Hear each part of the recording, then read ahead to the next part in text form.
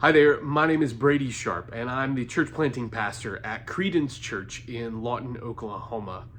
I grew up in the church. My dad was a pastor. I was a pastor's kid until I was about 11 years old.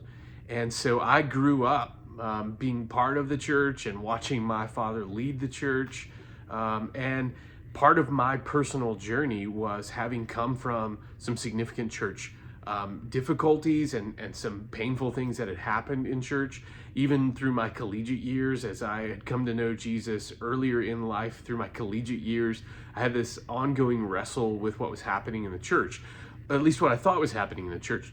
Truly, it was what was happening in me as I was looking at the church, and then also wanting more for the church and not just wanting more from the church. And so as I began to understand that more, then I began to realize God's calling on my life into being part of leading his church, to have more and to experience more in this world than simply the weekly connecting times, but really to engage God's world beyond that. And then that began to ask questions of myself of how that would work itself out. And so through this journey, especially in my collegiate years of really beginning to understand how God's people were to be being built together, Ephesians 2, or to work together and to use their giftings, Ephesians 4, for what God had for his church in terms of experiencing him fully, experiencing one another fully as much as can be on this earth, and then as a sort of an overflow of all of that, of then on mission with God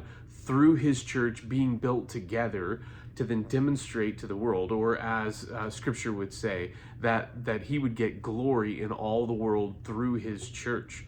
And so these reflective moments of wanting more from the church and then also wanting more for the church started a journey in my own heart about what does it look like to then be used by God in my own space and in my own giftings for what God is doing, and then to build those things together for his purposes and for his church.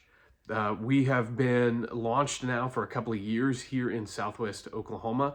And as we take this idea of wanting more for the church and for the church to experience more together and the world to experience more from the church, we begin to work together corporately for mission. One simple example is in our home, we had a chance to take in a family that was struggling. The husband was deployed and the wife was having major surgery, had 3 children, was unable to take care of them. Family was away in a distant place, hours and hours away.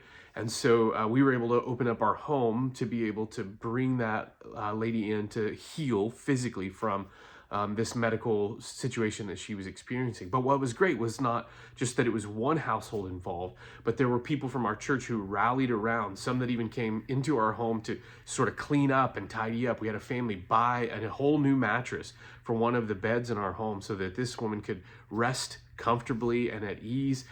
There were other folks who went and bought groceries and dropped them off so that as this family came into our home, everyone had what they needed.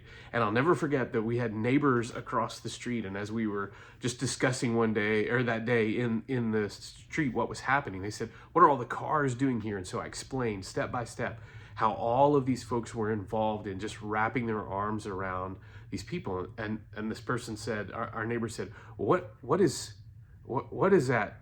I mean, who are you guys? And I said, we're the church. We're Jesus's church. And this is what it looks like for his hands and feet to care for one another. And this is what people who are changed by the gospel do for one another and in order to care for one another, to live like good family. So I got to have a gospel encounter with our neighbors standing in the street, watching others in our particular community living together, caring for one another well, and experiencing the love of Jesus together as his family. It's a beautiful thing to see these things shape up. We talk about ourselves as being disciples of Jesus who are following him. So we say that we're centered on Jesus, and that is that primarily we recognize that mission flows out of knowing Jesus and of following Jesus. We say that we live like good family, that we are connected in family. So we're centered on Jesus, connected in family. And that is out of the overflow of worshiping Jesus, we start to live like the good family that God God is the Father is named for, and that Jesus died to build together by His church. And then we say that we are serving on mission, centered on Jesus, connected in family, and serving on mission. Just like this example, serving one another, and as the doors open for this, being able to share the good news of Jesus with neighbors, and be able to live together like people who are changed by and are experiencing the love of Jesus corporately as we go forth into the world to live on mission for Jesus.